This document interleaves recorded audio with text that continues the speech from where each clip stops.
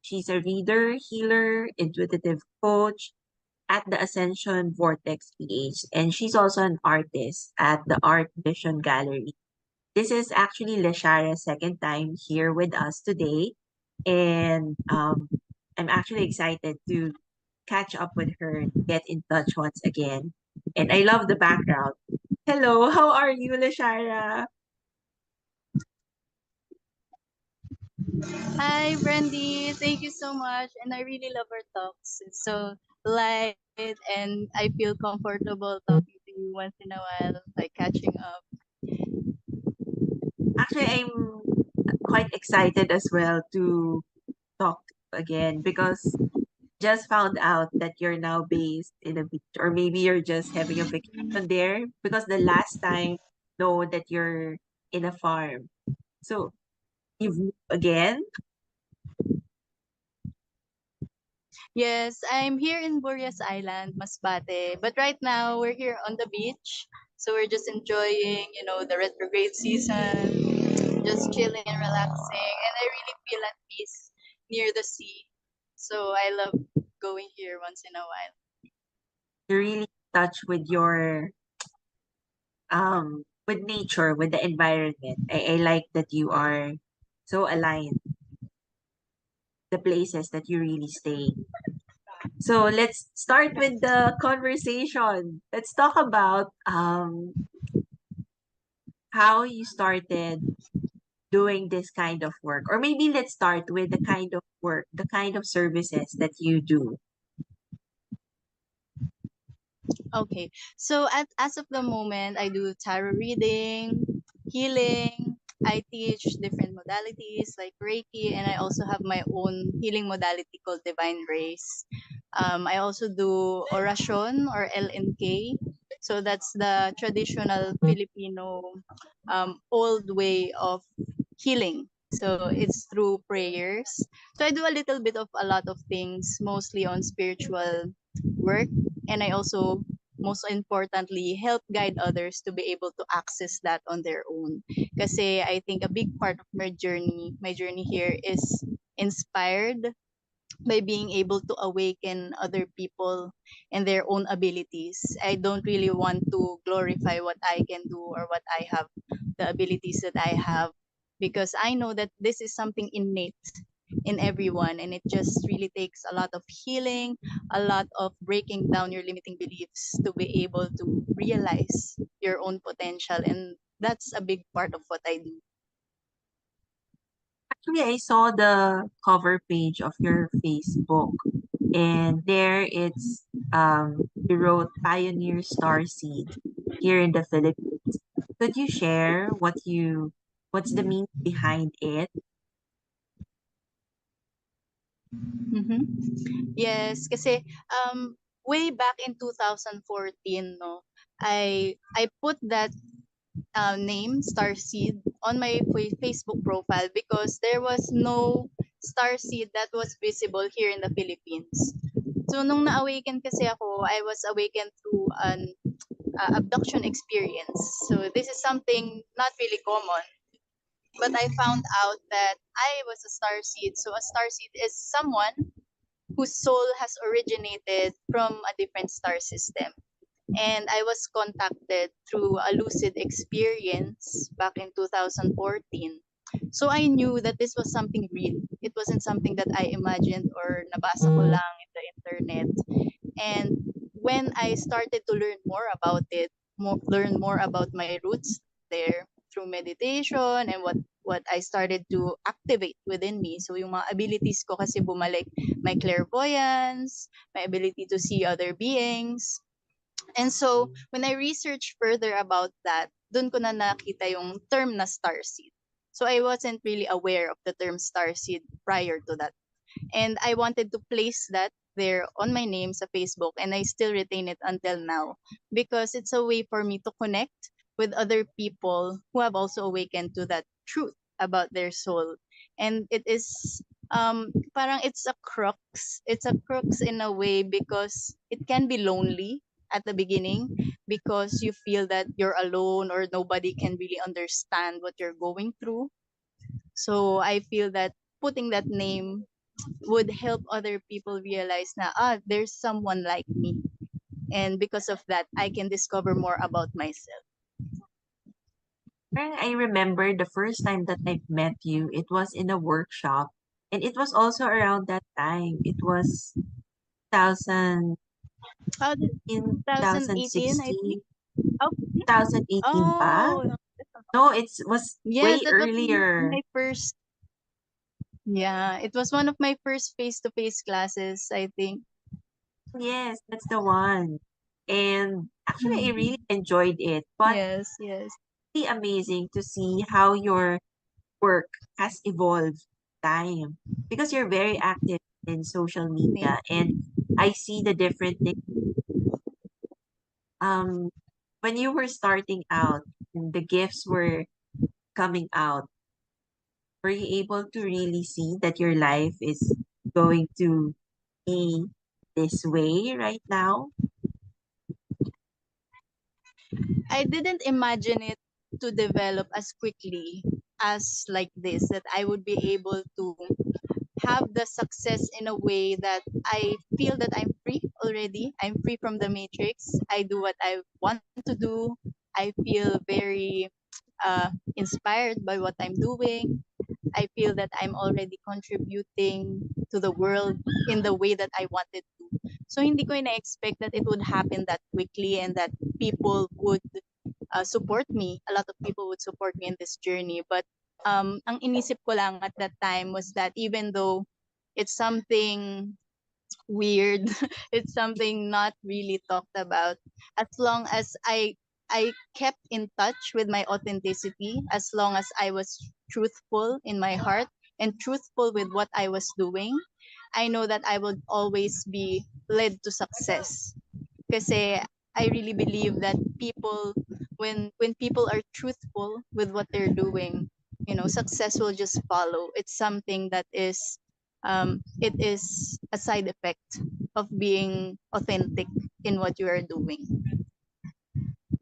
Where did you find the courage to actually walk this path? Because you've mentioned that it's not really widely discussed back then. And there were no other people who talk about star seeds. What made you, take that first into this journey and being open about it? Well, a big part of really pushing through and being courageous about it was the dark night of the soul that I experienced. So, kasi I think that each and every individual will come to a point wherein they no longer resonate with the life that they're living. So they are suffering because they are living in a way that is so disconnected from what they really want and how they really feel and what makes them feel alive. And so when we feel disconnected, we start to search for something deeper, a deeper purpose to what we're doing in life, a deeper purpose for our job, something that we're most connected to. And that was my primary drive. But aside from that, I was also fed up of the suffering that was happening around me. Kasi yung anak ko noon lagi siyang may sakit nung baby siya. So in and out kami sa hospital, checkups every month. And I said, there's a life beyond this. I don't believe that we need to be imprisoned in that sense that we feel powerless in taking control of our health. Na parang kailangan natin ng institutions and pharmaceuticals in order to be able to be healthy. And I went into studying about natural medicine, and that led me to Reiki. So doon nag-start yung journey ko as a healer. A big part of it was because I wanted to help my son, and I also wanted to escape from the matrix. I wanted to do something more purposeful in my life. So it was a big step for me to get out of the matrix because it's so heavily ingrained in us na hindi ka magiging successful if you are not in a stable job, Hindi ka magiging successful kapag walang mga benefits yung trabaho mo, wala kang healthcare, wala kang, you know, those things, yung mga Medicare, Medicard, whatever. So, it's something that has been ingrained in us in society, and it is a limiting belief na parang dahil meron kang regular na sweldo, meron kang regular job, that you will be sustained. But at the back of your mind, or what you really feel, is that you're not inspired to work. Kumbaga, you feel trapped and hindi mo rin magawa yung gusto mong gawin. Nauubos din yung money mo. So you're trapped in that cycle of suffering. And once you really decide that enough is enough, the universe will give you opportunities, and the universe will test you kung hanggang saan mo ba talaga gusto gawin to. So I had to leave my old job. So nag-work ako dati sa call center, nag-work ako as a rater for English. I worked sa media relations, so different types of jobs. But I really felt empty. Para bang walang sense tong ginagawa ko sa buhay. So nung nag-decide ako na mag 100% dito sa journey na to, I started with healing. And sabi ko, ayoko na mag-try ng iba pang work. I will go all in, whatever it takes, even if I have to be patient. Kasi when you start on your path, parang feeling mo, hindi ganun kabilis yung progress, especially when you're beginning. But the thing is, when you're beginning any kind of career or any kind of field, it would really start out that way. So, 'di ba, pili ka na lang yung gusto mo talaga or yung napipilitan ka lang. Kasi pag dun sa napipilitan ka lang, you will eventually reach to a point wherein ayaw mo na ulit. So magta-try ka na naman ng iba. Might as well do something that you really want. And so the progress will be more sustained. It's gonna be more continuous. And at the same time, parang hindi mo na nakikita na work mo yun eh. It's your passion. It's something that you really want to do every day. I agree to a lot of the things that you have said. Was the path for you easy when you decided to go full out? No, not really. No. I think a lot of people will agree na hindi talaga siya madali in the beginning. Kasi first, sa family, it wasn't really something that I was open to talk about right away. Na parang, hey, I'm a star seed, I have these abilities. And sometimes it's our family that's the last to believe us with what we're doing. Importante talaga na you don't base your validation from other people. Importante na kung ano yung pinapaniwalaan mo, ano yung sa tingin mong alignment for you. You have to be firm with that inside of you. Kasi kung mahina yung loob mo, kung konting mag-struggle ka lang or konting may challenge, maisip mo na, sige, balik na lang ako dun sa sinabi ng iba, balik na lang ako dun sa sinasabi ng iba na gawin ko. You'll be stuck in a cycle of going back and forth. Kaya mas mahirap siya in the end. Although, I would say marami siyang challenges. First off, kasi financially, hindi siya ganun ka-stable in the beginning. Kasi the clients won't really be that many when you're just starting out. But I always had that belief na hindi ko kailangan maghanap. I believe that these gifts have been given to me for a purpose because I am here to help a lot of people. And so these people will be the ones to come to me. Hindi ako, parang wala akong lack mentality in that sense. Na parang, like other healers or other tarot readers, they would also think na, hala, ang daming tarot reader, ang daming healer. Mawawalan ako. So I have to message all of these people. Kailangan ko para mag-hard selling. No, you don't have to do that because that's part of lack mentality. If you truly believe and you're really authentic in what you're doing, people will come to you. And I've held that belief for so long.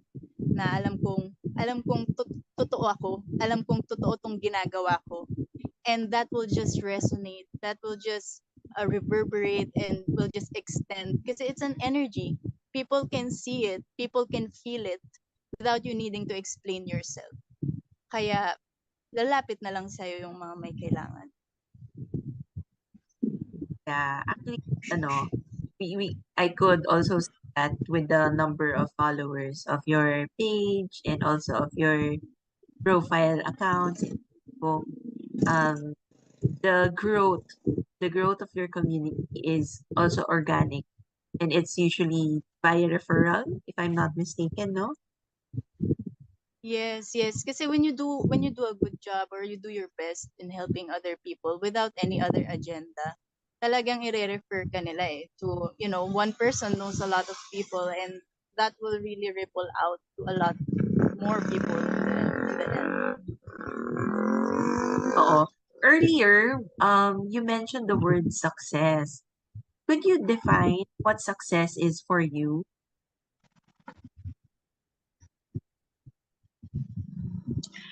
For me, I think success is ultimately dependent on what your personal version of success is. So for me, I'm still growing, I'm still continuously learning, and success doesn't really have an end point for me. Kasi we're here to learn until we die, We're here to grow until we die. And so success for me is just being able to break away from the matrix. It's really ultimately being able to live a life that you approve of, your personal approval of yourself, na masaya ka sa ginagawa mo, na you feel that there is a deeper purpose to what you are doing in life, masaya ka na ginagawa mo yun araw-araw, and you are already self-sustaining. Kumbaga, what you are doing will support you, physically, emotionally, financially, spiritually, in all aspects. It will support you kasi yun yung purpose mo eh. So that means you're already living out your purpose and your soul mission. And that is why you are heavily supported by the universe. And when you come to that point that you are infinitely connected to that abundance, that support from the universe in general, parang yun na yung pinaka-success for me. It doesn't really amount to a certain specific money or savings. Hindi ganun eh. It's more on a state of being wherein you feel free. Can you share what made you write The Great Awakening, the book? This was when I think it's a little bit recent, right? When this was published. Could you share more details about the book and what 2020. inspired you to actually write it all down?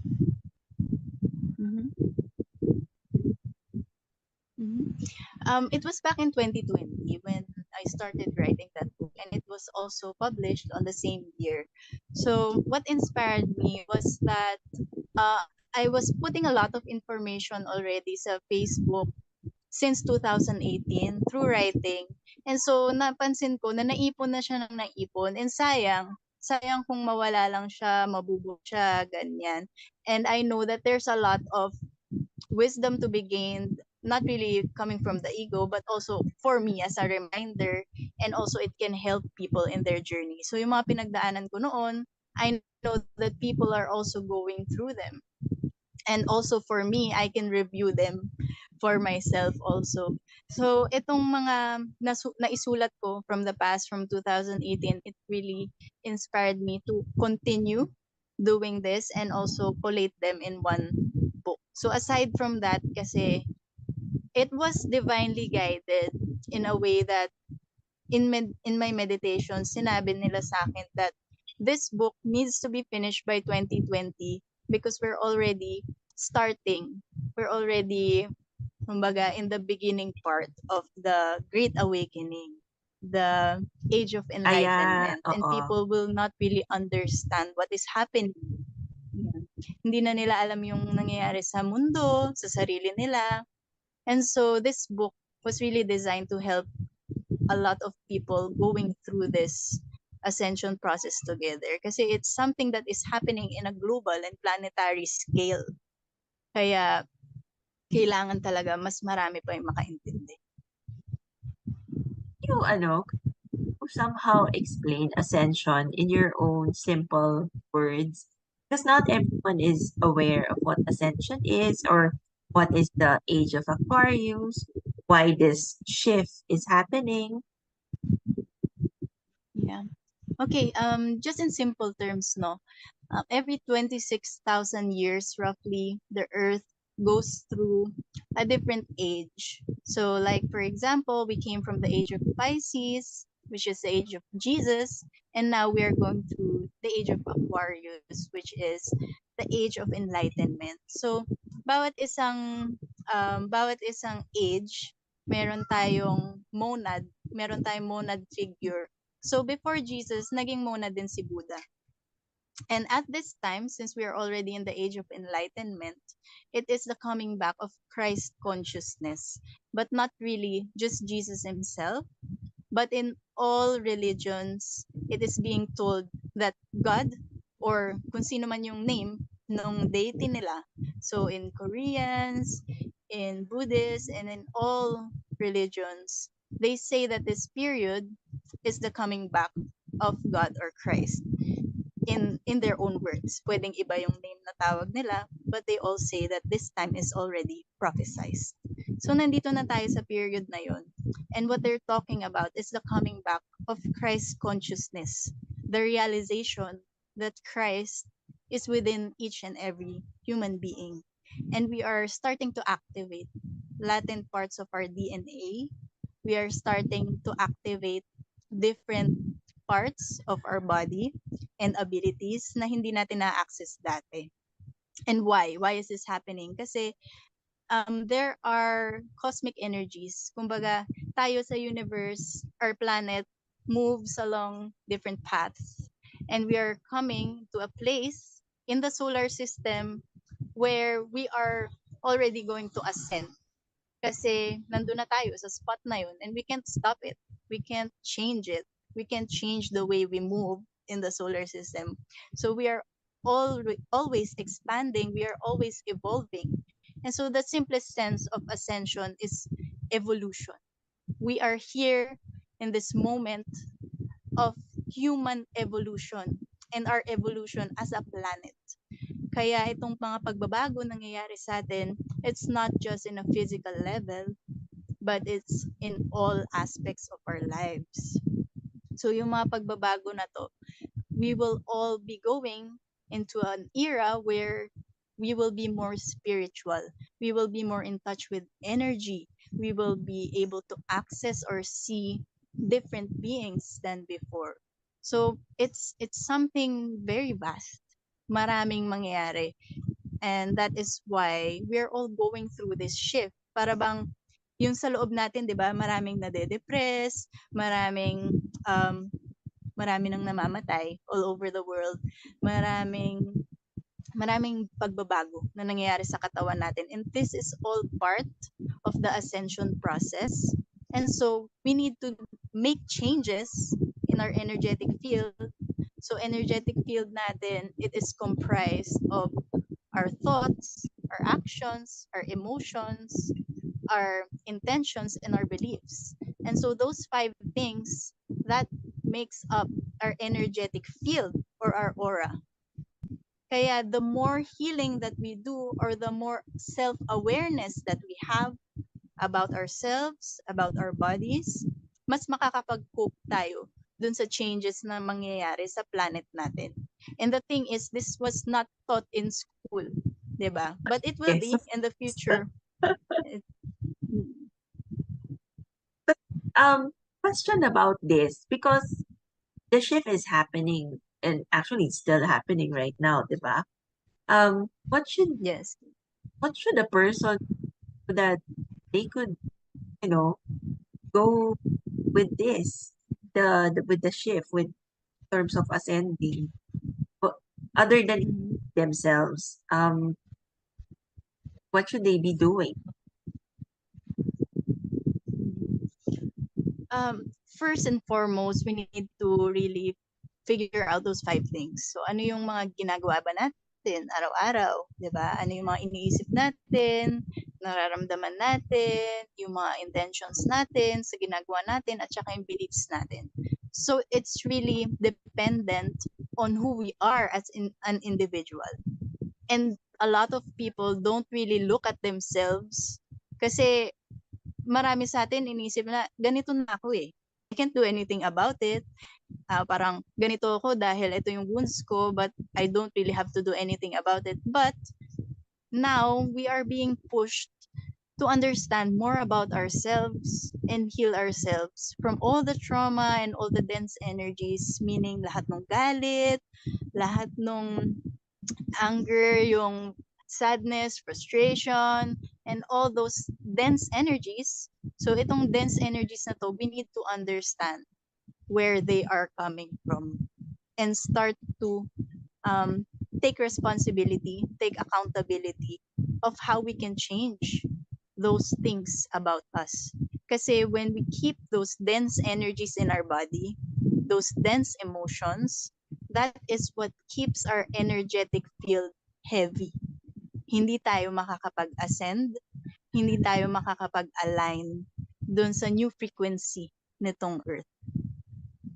So in the most simple sense, we need to identify and be more self-aware. A lot of awareness. We also do a lot of meditation, no?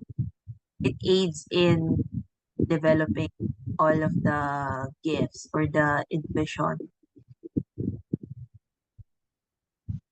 Yes. So right now talagang I really push people to activate their heart. So heart meditations are very important at this time kasi yung mga hindi heart activated, I don't want this to be, a gloom and doom warning, but only 1/3 of the Earth's population will be alive in the new Earth. So 1/3 lang. Imagine how many people lang yun. And kasama dun sa mga namamatay agad-agad, di ba? Madaming nag-heart attack. Basta yung mga sakit na bigla-bigla na lang silang namamatay. And it's because hindi na makapag-cope yung body nila dun sa frequency. It's mostly because the heart chakra is not open. And yun talaga yung point. Ang makaka-survive lang are those heart chakra activated and above. And the thing is, you need to sustain that. Not just because you have activated your heart chakra in the past, it doesn't mean na masusustain mo yun until the new Earth. So, ascension and personal evolution is something to be maintained. Kailangan alam mong i-maintain yung frequency na yun. The frequency of the heart and above. I'm curious with your work because when I got to know you way back, pre-pandemic, when you were still starting, you were already doing workshops and you were offering readings. Right now, of course, there's already the book, and then I also know that you do things that's I'm not sure what's the proper term for the artwork that you do, but there's also energies in your artwork and your pieces. Um, how did it all how did it all align na lang?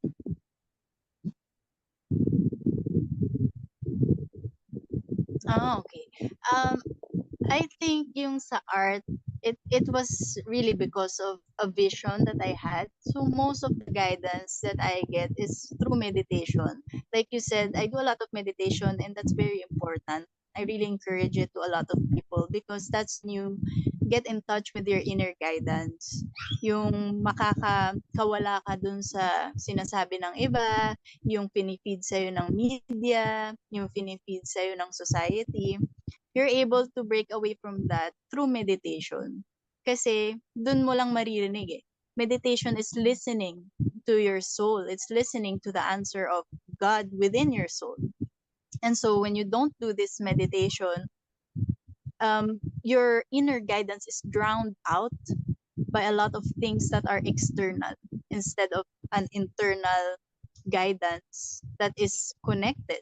Kasi yung internal guidance natin, yung soul guidance natin, it's infinitely connected to a higher intelligence. The intelligence of the universe, or what they say is the collective consciousness. And so, itong guidance sa akin in doing whatever work I do, it's more on because it was presented to me.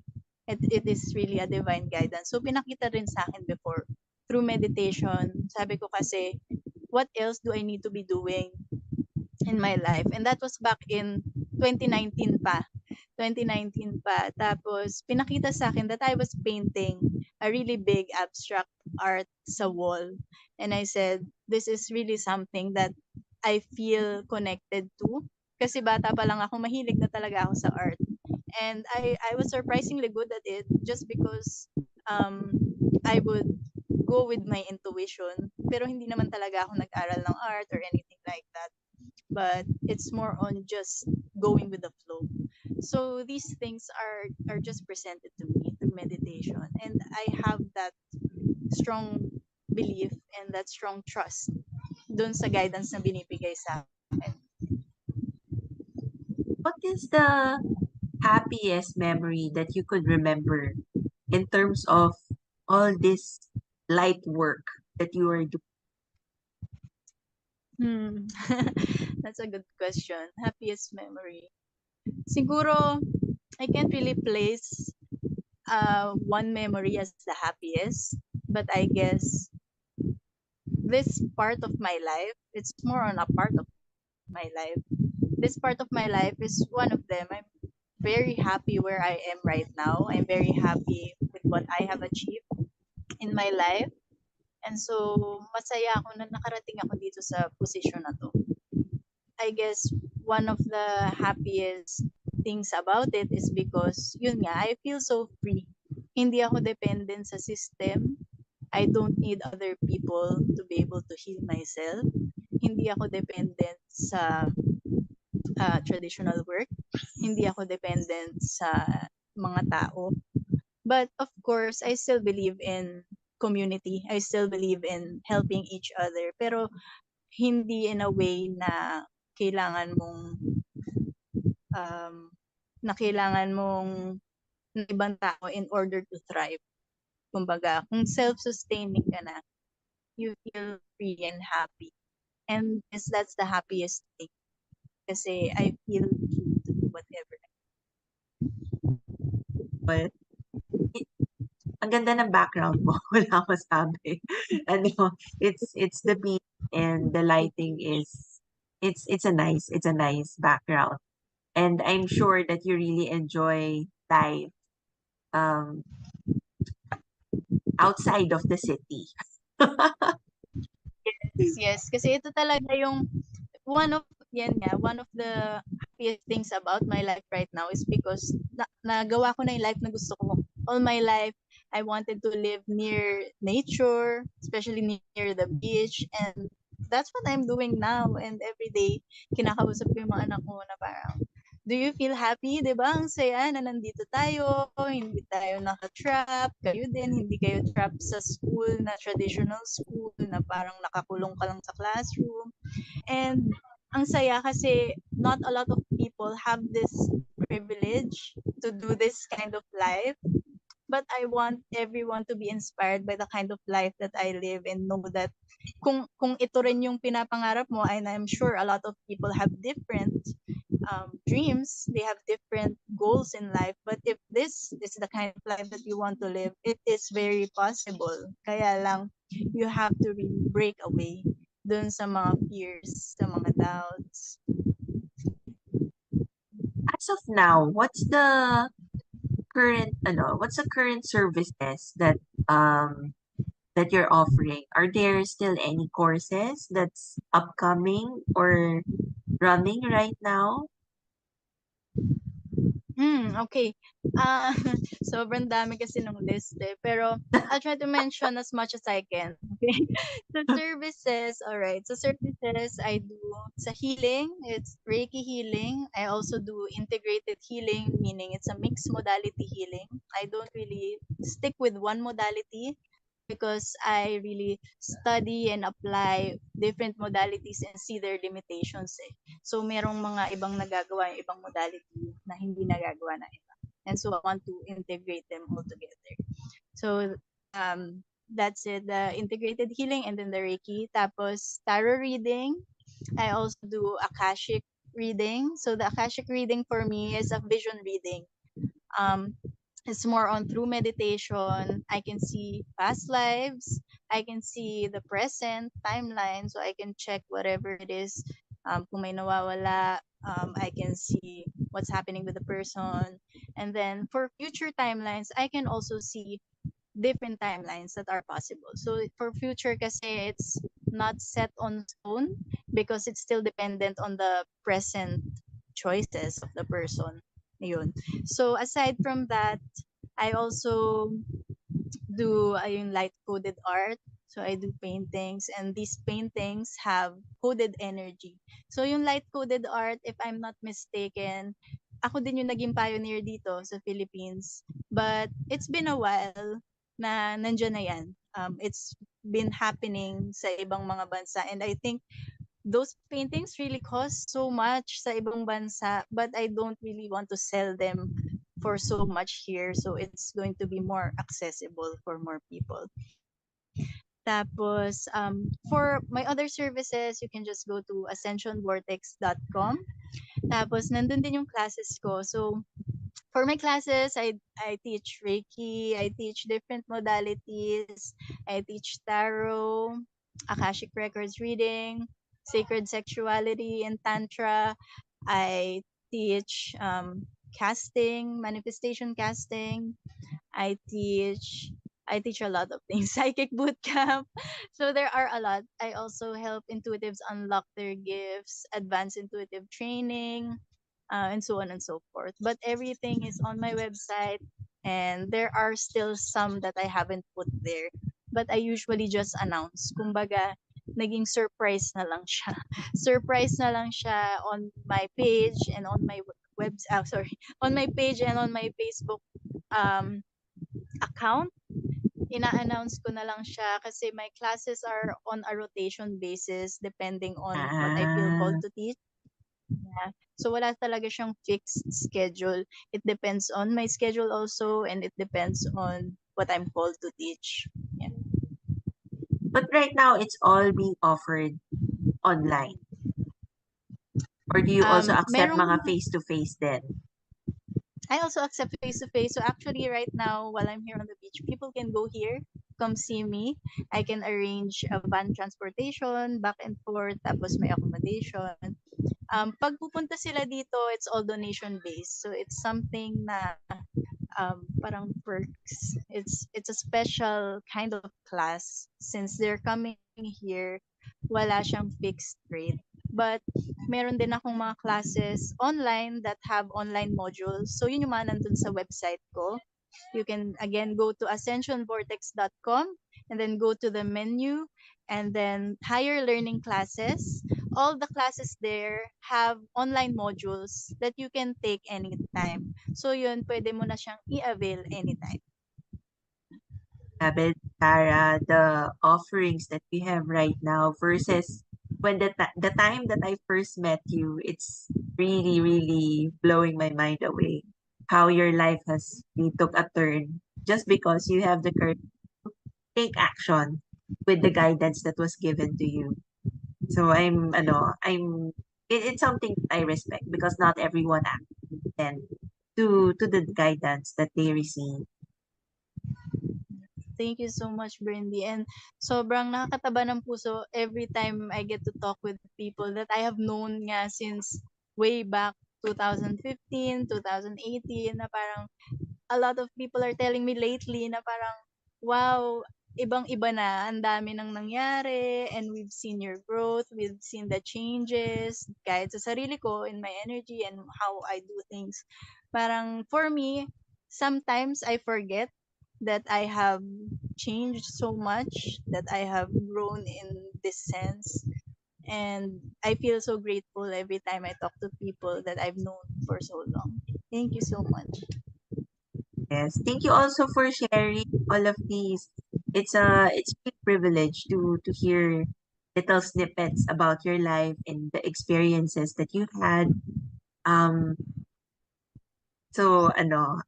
I'm also grateful, really, really grateful for the time that you have given to us for this podcast. So thank you so much. Um, any last words that you would want to give to those who are going to be watching this? Last words is live in your truth and live in your authentic truth kasi that is what will bring you whatever success you want to have in life. Thank you so much for that. So for the favored ones, Thank you so much. Benji. thank you so much for watching, whether it's live or and I hope that you enjoyed the conversation with Leshara. Again, she's really very accessible online. If Yes. I'll share her social media handles and even her website, so you could easily take a look at all the courses that she's offering and the services that you could avail of. Thank you so much, everyone, for patronizing Soul Talk. Remember to live your purpose and remember that you're highly favored. You're truly blessed. Let's all enjoy the life that we are given. Thank you so much, Leshara. God bless to you.